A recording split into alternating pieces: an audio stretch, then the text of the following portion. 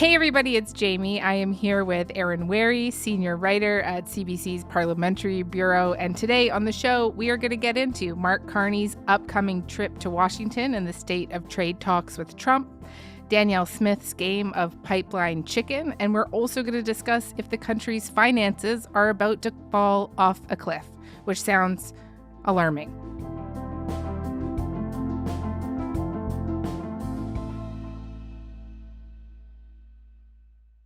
Aaron, hey, thanks for coming on. Hey, Jamie. Let's start with Carney's upcoming trip to Washington. His office announced last week that the Prime Minister would be heading to D.C. Monday evening for a, quote, working visit and meeting with Donald Trump. Of course, this is happening at a time that certain sectors are getting pounded by tariffs. Over the summer, the U.S. hiked steel and aluminum tariffs to 50%, for example. And so what are you hearing could come of this meeting? Yeah, so there's some suggestion that there might be some movement on steel and aluminum tariffs coming out of this. I think, as always, you have to acknowledge that it's hard to predict what's going to happen next in Washington and where any of this is going to go. The Prime Minister going down would suggest that there's some reason, or at least that he sees some use in going down, that his presence would be useful. He's bringing a few cabinet ministers, so, just to even move things forward. But as always, we'll just have to kind of wait and see. I know the last time that he was in Washington, it was May, right after the election. And since then, he has, of course, as you and I have talked about, faced criticism from the opposition, for example, that he's given up too much with nothing to show for it, repealing the digital services tax, for example, dropping many of the counter tariffs. And I was expecting that when the call was reported that we'd find that President Trump had given us something in return, but not so. Today we learned that it has been yet another capitulation and climb down by Mark Carney. His elbows have mysteriously gone missing. If he doesn't come away with something tangible after this meeting this week, could this be a real problem for him, you think? I mean, I think every day that sort of things go on without some kind of resolution is another opportunity for the opposition leaders, or maybe even some of the premiers, to kind of wonder what's going on, or suggest that Mark Carney's not pulling off the win that he was supposed to pull off, that he's not, managing the situation, that he's failing to kind of contain the threat, or maybe not being tough enough. Some people think I've criticized him for traveling. It's not his traveling, it's his results. He goes to Washington. The Americans double tariffs on Canada. He goes to Europe, twice to UK. And what do? Lock in the blockade against Canadian beef production. He meets with the Chinese premier. And what do the Chinese do? They double tariffs on our farmers and fish harvesters. Everywhere he goes, we end up with higher tariffs.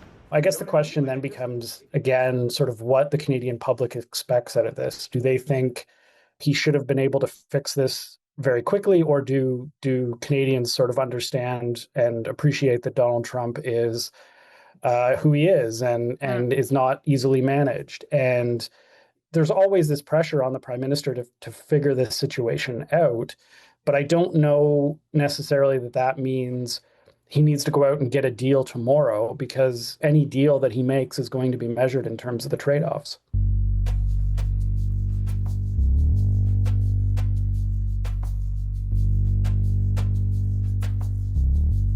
All right, let's do the pipeline now.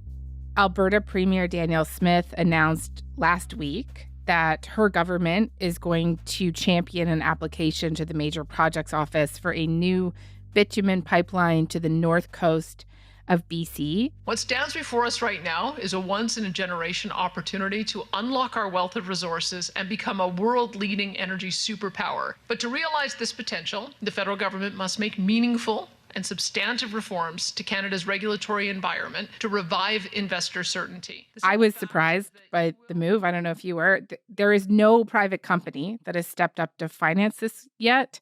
This route is still unclear. But can you walk me through what Danielle Smith was doing here? What is she doing here? Yeah, so Danielle Smith's argument is that the reason a private proponent hasn't come forward is because of the existing federal regulations on environmental assessment and, a tanker ban in the north coast of BC. And that essentially, until those regulations go away, there won't be a private proponent. You will not see companies sink billions of dollars into new major projects unless the federal government overturns or overhauls its Trudeau-era anti-resource development policies. You can't build a pipeline to the Northwest Coast and still have a tanker ban. You cannot have an emissions cap that is so aggressive that companies would have to shut in operations in order to achieve it. And you can't have enthusiasm to export natural gas and win the AI data war and then have punitive policies against using natural gas on Alberta's electricity grid. Now, I've made and so her solution to this situation is that Alberta will become the proponent. It will take care of the planning. It will figure out where the pipeline would go. It will, at least start consultations with Indigenous groups, and it will push this project forward to a point where the federal government will have to make a decision whether or not to put it on the major projects list, which is this list of projects that the federal government considers priority projects, major nation building projects that have to move forward. And she said that this will be, quote, a test of whether Canada works as a country. And just flesh that out for me. Yeah, so her language on this is very interesting. Her argument essentially is if Alberta can't get its resources to market, if other provinces aren't going to, facilitate that, work with Alberta, then that will prove that Canada isn't working the way it's supposed to. Because if we can't build with collaboration of the federal government and between provinces, if it's everybody gets to get their products going to market except Alberta, that's not a country. A country is one where we support each other. I think you can, sort of turn that around and say, well, is the question really whether or not a pipeline can get built that is a test of whether Canada is working, or is it whether a pipeline can get built in a way that is, environmentally responsible and socially acceptable to the people who are going to be impacted? And I think further to that, you can ask, who exactly is responsible for passing the test here? Is it Danielle Smith, or is it Mark Carney, or some combination of those two, along with perhaps British Columbia Premier David Eby? Mm-hmm. Danielle Smith is very, I think, almost explicitly trying to put the onus on Mark Carney. I think it's fair to ask whether that's a realistic way of looking at this. Well, let's pull that apart a little bit here. So we heard very quickly from BC Premier David Eby, who said essentially that this was a very vague project that was too reliant on government money, and that he will not support removing the tanker ban, for example, which is a requirement for the pipeline to be built. Danielle Smith is flat out saying that the tanker ban has to be abolished.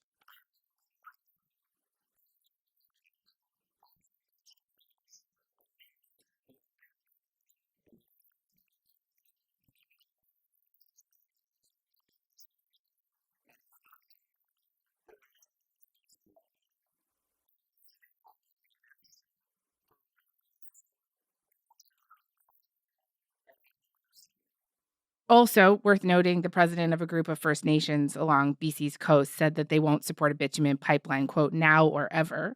So this collision course has been set up here. And so what is going to happen now, and what position does this put Carney in? Yeah, so I think the first question to be answered is, what can Danielle Smith do about the concerns that have been raised? As you say, as soon as she made her announcement, coastal First Nations in BC said, we don't support this project. Well, we've been working very hard as coastal communities to bring in a conservation economy, maintaining a healthy and pristine ecosystem that we rely upon for our culture, our spiritual needs, our livelihood. That doesn't, her project does not align with the position of our communities. So what is she going to do to consult with First Nations groups, try to address their concerns, try to find agreement? And in addition, with the Premier of BC, what is she going to do to kind of maybe make this easier for him to be on side with? David Eby is hardly the first BC Premier to object to a pipeline from Alberta going across his province. And Danielle Smith has said the ball is in Mark Carney's court. First of all, there is no ball yet. And second of all, I think in putting the ball together, I think it's sort of interesting to see what she does exactly to alleviate these concerns, because as much as you can sort of make a kind of broad legal argument that one province shouldn't be able to block the infrastructure of another province wants, it's not that easy and not that simple. And I think the question becomes, if you're pushing a pipeline, what are you doing to address the concerns that people have? Do you get the sense that she's going to be doing that in the coming weeks? I mean, just on this tanker ban, using the tanker ban as example, she's saying you have to get rid of the tanker ban to build the pipeline, and EB's saying no. Yeah. How do you even compromise there? I think before we get to the discussion of removing the tanker ban, what about the concerns that Indigenous groups and communities have about this pipeline? What about the concerns that people have about climate change? What about the concerns that people have about co-ownership and who's going to profit from this? There's all these sorts of issues that have to be discussed, I think. And I think you could make the case that it's skipping a few steps to say, well, we need to get rid of the tanker ban to build this pipeline because, right now, the premier of the province the pipeline is going to go through and the First Nations groups whose territory the pipeline is going to go through aren't keen on the idea.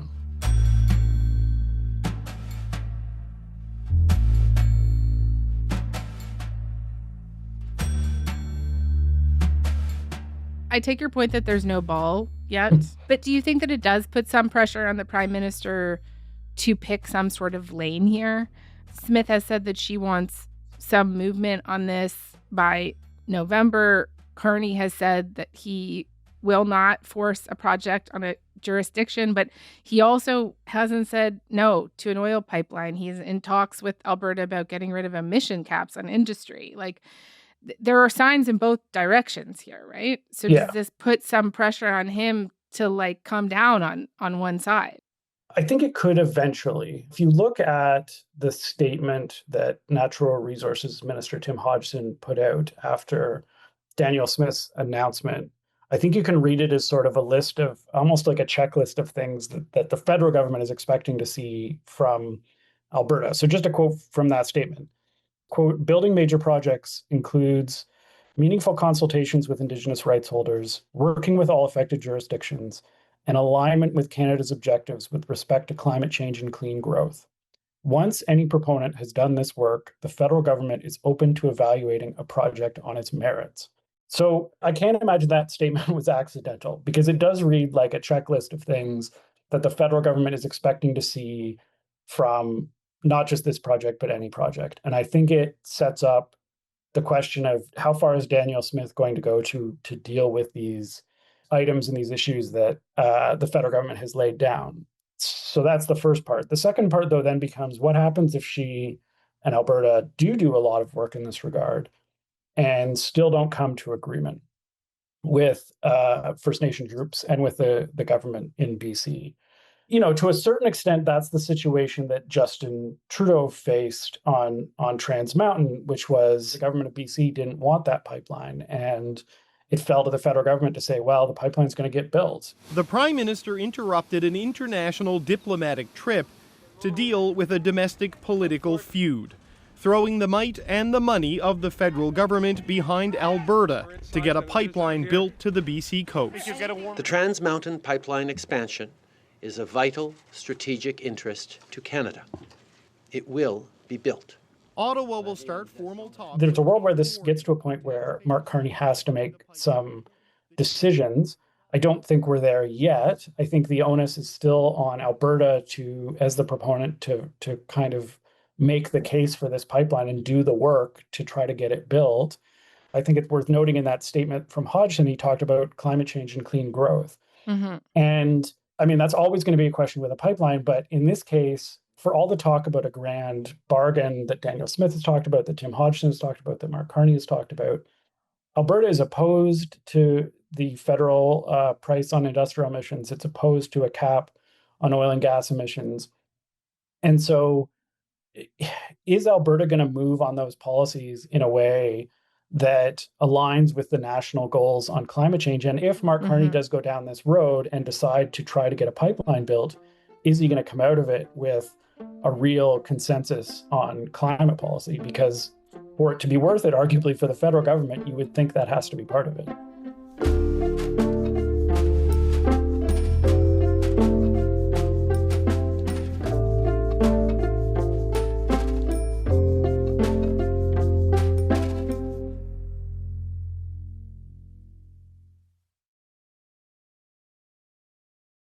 Let's round this conversation out with a disagreement that has been brewing amongst budget officers, past and present, which sounds very nerdy and boring, but please don't turn the podcast off yet, because I do think this is worth talking about. Let me back up and give people a little bit of context here.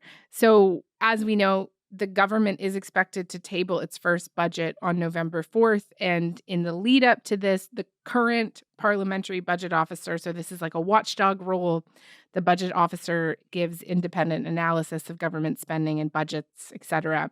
He goes on our friend Vashi Kapelos's show at CTV, and he talks about how the country's current fiscal outlook hasn't gone over the precipice, but is looking out over the cliff, which sounds very bad. Sounds very bad. And so first of all, what is he even talking about?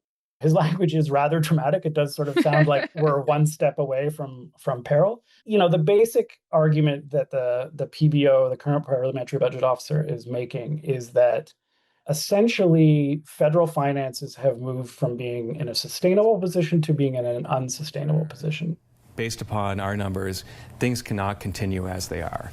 And I think everybody knows that, right? So what we've done is we've taken what everybody's feeling in terms of the anxiety across the country at this point, positive economic growth that doesn't necessarily feel very good, and we've actually put numbers around it with respect to the federal government's deficits over the metric that the PBO has laid out in the past for measuring that is whether our debt to GDP ratio is slated to go down over time or whether it's slated to go up. And the PBO is now saying, based on their numbers, the federal government's debt looks like it will start growing faster than the economy. And that is due to a couple things in their early projections, one being slower economic growth and the other being higher spending, higher deficits for things like national defense.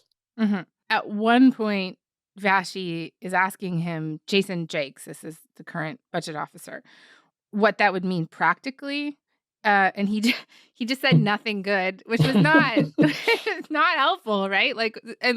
What does that mean practically? So I think what he's getting at is that if you stay on that track for an extended period of time where your debt is growing faster than your economy, you get into a situation where you have to take some pretty dramatic action to get things back in the right direction.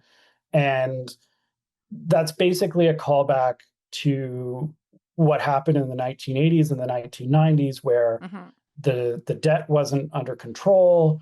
It got to a point where the federal government needed to make pretty drastic cuts to continue spending. And it was a pretty massive shift in federal finances, some pretty dramatic cuts. Well, this was the day we'd been waiting for, of course, holding our breath, wondering how bad it would be. Here are some of the highlights of the government's new spending plan. RRSP contribution limits frozen at this year's level for 2 years. 45,000 public service jobs will be eliminated. Block transfer payments to the provinces slashed by $4.5 billion beginning in 1997-98. As for the deficit, it's worth noting that by the current PBO's projections, the debt to GDP ratio would get to about 44%. And the debt to GDP ratio in the mid-90s was nearly 67%. So I'm by no means an economist or an accountant, but I think it is fair to say that as much as you don't necessarily want to get on that track of your debt to GDP ratio climbing and climbing and climbing, there's still a fair bit of room between where we are now and where we were in the mid-90s.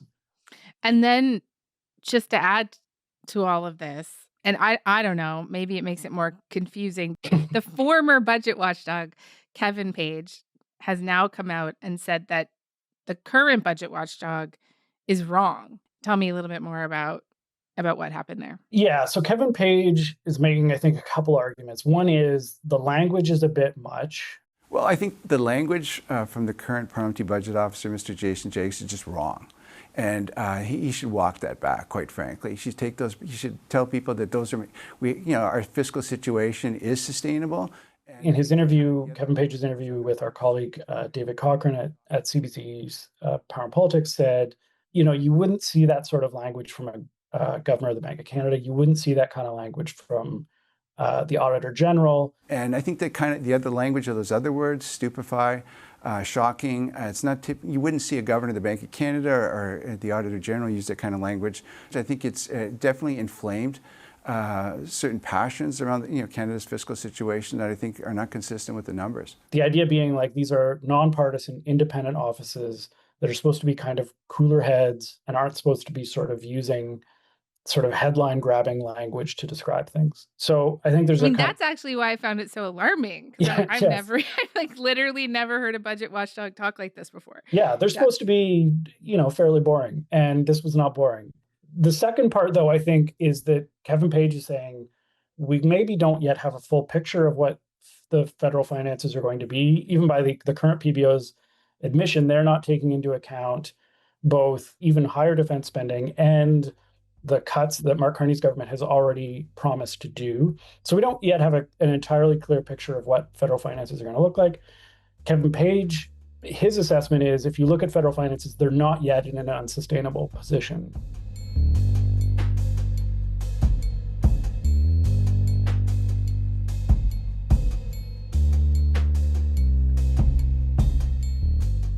So how is this all going to inform how everyone is going to be looking at this, what has been billed as at least a historic budget coming early next month? Yeah, so understandably, the official opposition, the Conservative Party, has seized on the comments that the current PBO has made and talked about, we're headed for a crisis and we're on the precipice.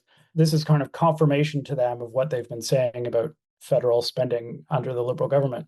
It does put pressure to a certain degree on Mark Carney's government to show that federal finances are sustainable, that we aren't headed to another situation like the 1980s and 1990s. I do think the PBO is probably onto something in that we're probably in a situation where the federal government, if it's going to be spending more on defense, if it's going to be facing a more uncertain economy, if it's going to be trying to invest in major infrastructure projects and housing, there's some tough choices to make. Mark Carney and François-Philippe Champagne have said there are tough choices coming.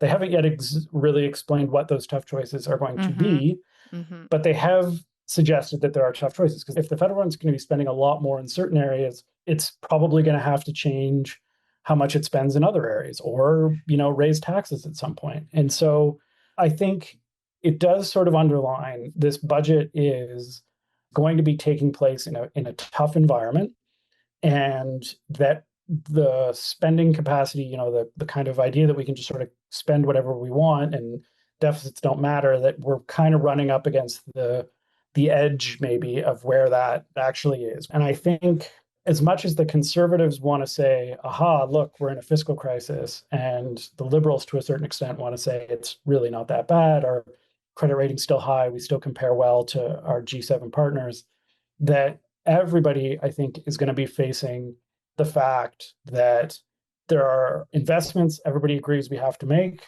and how are we going to make them, and what does that mean for the spending we're already doing? And, that I think sets up a really tough debate, not only for the Liberals who have to kind of make a budget and defend it, but I think for everybody to explain, okay, if you don't like the choices the Liberals are making, what exactly would you do differently? And we might be getting to a point where, it's not as easy to say, well, just cut waste and consultants, but actually talking about how we're going to reshape federal finances going forward. Yeah. Okay. Well, I'm glad we did that. That was good. I hope everybody else is too. Aaron, thank you. Thank you. Anytime.